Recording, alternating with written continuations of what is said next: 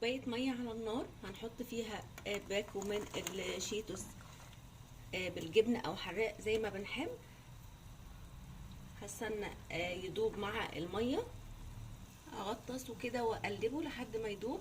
في ثواني هتلاقيه داب معانا، ما بياخدش اي وقت بالشكل ده كده. معانا هنا واحدتين من النودلز.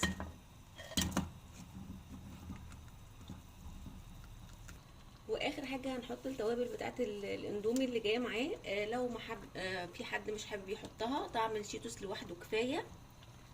وبكده بقى جاهز معانا احلى وجبه سريعه، ما بتاخدش اي وقت ولكن طعمها تحفه جدا. وجبه سهله وسريعه بجد، طعمها حلو. اللي حابب يحط مكعب مرق ممكن، اللي حابب يحط جبنه موتزاريلا ممكن، اللي حابب يحط خضار ما فيش اي مشكله خالص. حلوه جدا، سهله جدا، سريعه جدا، وطعمها حلو جدا جدا جدا. يا رب وصفه النهارده تكون عجبتكم. وصفه سهله بسيطه سريعه.